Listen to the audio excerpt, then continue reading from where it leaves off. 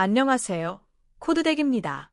오늘은 운영체제의 핵심 메모리 관리 기법인 페이징과 세그멘테이션에 대해 알아보겠습니다.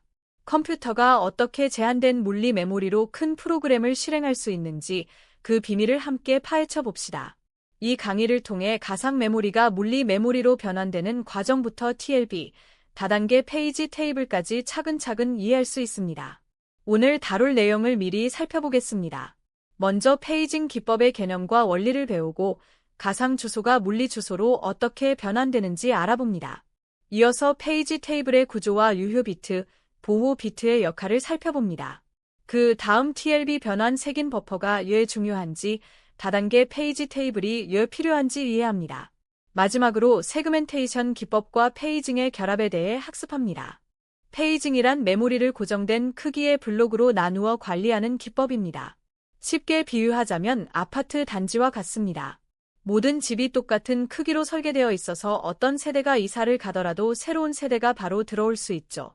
가상 메모리는 페이지라는 단위로, 물리 메모리는 프레임이라는 단위로 나뉘며 보통 4KB 단위를 사용합니다.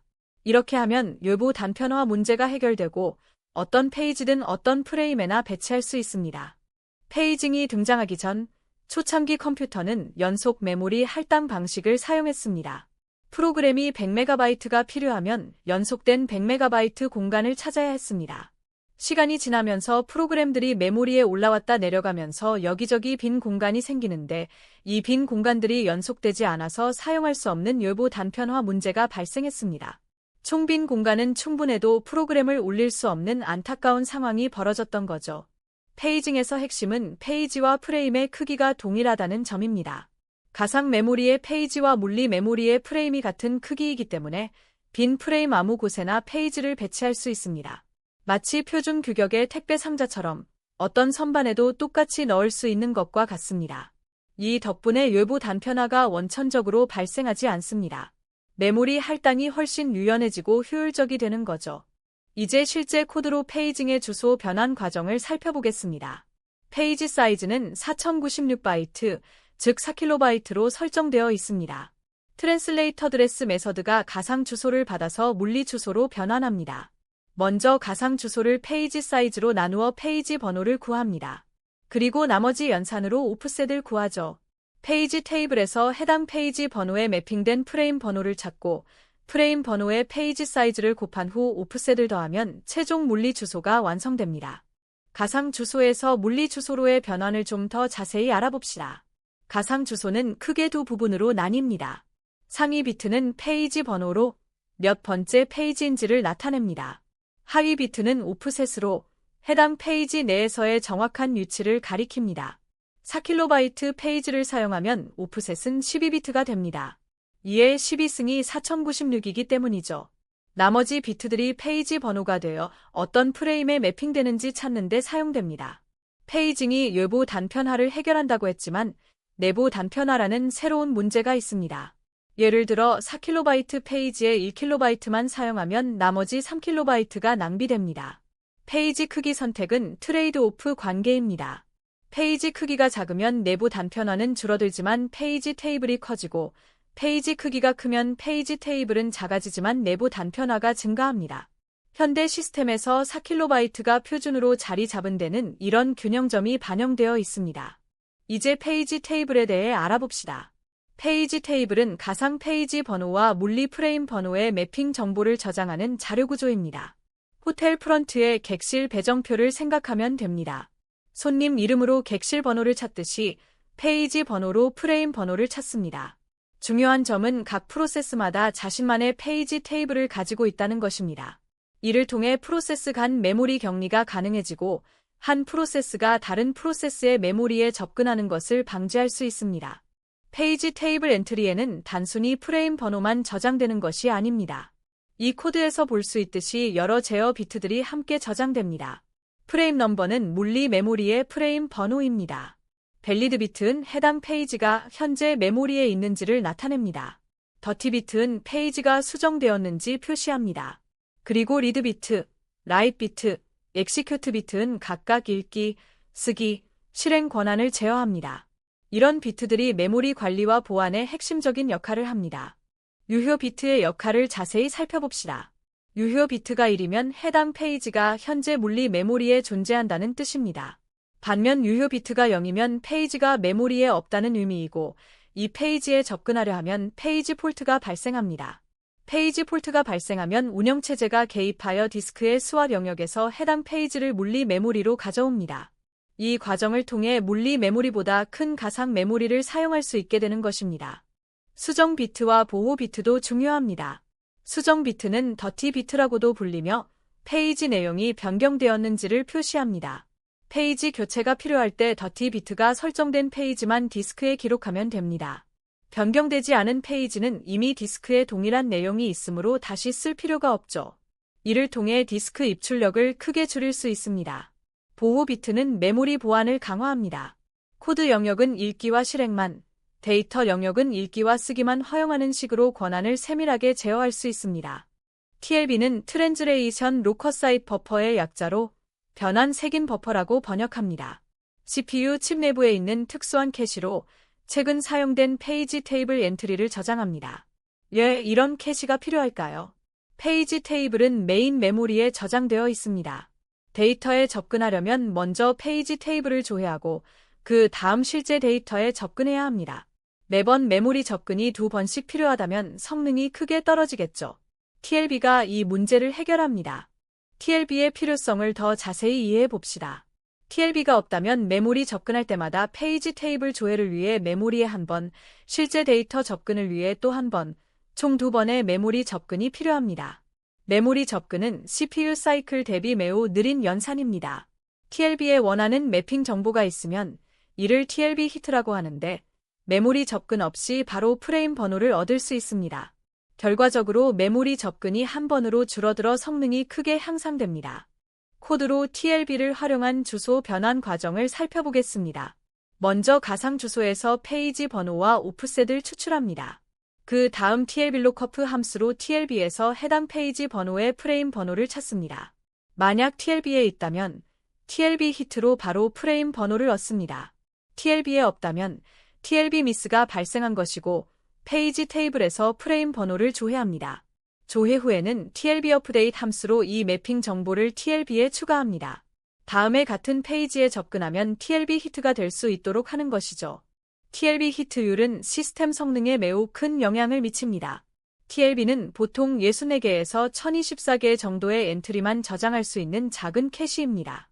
하지만 프로그램의 지역성 원리 덕분에 90% 이상의 히트율을 달성합니다. 시간 지역성은 최근 접근한 데이터를 다시 접근할 확률이 높다는 것이고, 공간 지역성은 접근한 데이터 근처의 데이터를 접근할 확률이 높다는 것입니다. TLB 미스가 발생하면 수십 사이클의 페널티가 있기 때문에 히트율 1% 차이도 전체 성능에 상당한 영향을 줍니다. 다단계 페이지 테이블이 왜 필요한지 알아봅시다. 32비트 시스템에서 4KB 페이지를 사용하면 총 2의 20승, 약 100만 개의 페이지가 가능합니다. 페이지 테이블 엔트리 하나가 4바이트라면 페이지 테이블 전체 크기가 4MB가 됩니다. 모든 프로세스가 4MB의 페이지 테이블을 가져야 한다면 메모리 낭비가 심각합니다. 특히 대부분의 프로세스는 가상 주소 공간 전체를 사용하지 않기 때문에 더욱 비효율적입니다. 다단계 페이지 테이블은 이 문제를 해결합니다. 이 코드는 2단계 페이지 테이블의 주소 변환 과정을 보여줍니다. 32비트 가상 주소를 세 부분으로 나눕니다. 상위 10비트는 1단계 인덱스로 1단계 페이지 테이블에서 2단계 테이블의 주소를 찾습니다. 중간 10비트는 2단계 인덱스로 2단계 테이블에서 실제 프레임 번호를 찾습니다. 하위 12비트는 오프셋으로 그대로 사용됩니다. 코드에서 비트 시프트와 마스킹 연산을 통해 각 부분을 추출하는 것을 볼 수 있습니다. 이런 계층적 구조로 메모리 사용을 최적화합니다. 다단계 페이지 테이블의 핵심 장점은 사용하지 않는 주소 공간에 대한 테이블을 만들지 않아도 된다는 것입니다. 대부분의 프로세스는 가상 주소 공간의 극히 일부만 사용합니다. 코드 영역, 힙 영역, 스택 영역 정도만 실제로 사용되고 나머지는 비어있죠. 단일 페이지 테이블이라면 빈 영역도 모두 엔트리가 필요합니다. 하지만 다단계 구조에서는 1단계 테이블에서 해당 2단계 테이블이 필요 없음을 표시하면 됩니다. 결과적으로 희소한 주소 공간을 효율적으로 관리할 수 있습니다. 이제 세그멘테이션 기법을 알아봅시다. 세그멘테이션은 프로그램을 논리적 단위로 나누어 관리합니다. 코드 세그먼트, 데이터 세그먼트, 스택 세그먼트처럼 의미 있는 단위로 분할합니다. 페이징과 달리 각 세그먼트는 서로 다른 크기를 가질 수 있습니다. 이는 프로그래머의 관점에서 더 자연스럽습니다. 또한 세그먼트 단위로 접근 권한을 설정할 수 있어 보호가 용이하고 여러 프로세스가 동일한 코드 세그먼트를 공유하기도 쉽습니다. 세그먼트 테이블의 구조를 살펴봅시다. 페이지 테이블과 달리 세그먼트 테이블의 각 엔트리는 기준 주소와 한계 값 두 가지를 포함합니다. 기준 주소, 즉 베이스는 해당 세그먼트가 물리 메모리에서 시작하는 주소입니다. 한계 값, 즉 리밋은 세그먼트의 최대 크기를 나타냅니다. 주소 변환 시 오프셋이 한계 값을 초과하면 세그멘테이션 폴트가 발생합니다. 이를 통해 세그먼트 범위를 벗어나는 잘못된 메모리 접근을 방지할 수 있습니다. 세그멘테이션의 주소 변환 코드를 보겠습니다. 세그먼트 트랜슬레이트 메서드는 세그먼트 번호와 오프셋을 받습니다. 먼저 세그먼트 테이블에서 해당 세그먼트의 엔트리를 가져옵니다. 그 다음 오프셋이 세그먼트의 한계 값을 초과하는지 검사합니다. 범위를 벗어나면 세그멘테이션 폴트를 발생시킵니다. 또한 접근 권한도 확인합니다. 읽기만 허용된 세그먼트의 쓰기를 시도하면 보호 폴트가 발생합니다. 모든 검사를 통과하면 기준 주소의 오프셋을 더해 물리 주소를 반환합니다. 세그멘테이션의 장점을 정리해 봅시다. 첫째, 논리적 단위로 메모리를 관리하므로 프로그래머 관점에서 직관적입니다. 함수들은 코드 세그먼트에, 전역 변수는 데이터 세그먼트에 있다는 것이 명확하죠. 둘째, 세그먼트 단위로 접근 권한을 세밀하게 설정할 수 있습니다. 코드 세그먼트는 읽기와 실행만, 데이터 세그먼트는 읽기와 쓰기만 허용하는 식입니다. 셋째, 라이브러리 코드 공유가 용이합니다. 여러 프로세스가 동일한 공유 라이브러리 세그먼트를 가리킬 수 있습니다. 하지만 세그멘테이션에도 단점이 있습니다. 가장 큰 문제는 뇌부 단편화입니다. 세그먼트는 가변 크기이므로 페이징처럼 아무 빈 공간에나 배치할 수 없습니다. 시간이 지나면 여기저기 빈 공간이 생기지만 원하는 크기의 연속 공간을 찾지 못하는 상황이 발생합니다. 또한 세그먼트가 성장해야 할 때, 예를 들어 스택이 커져야 할 때, 연속된 빈 공간이 부족하면 세그먼트 전체를 옮겨야 할 수도 있습니다.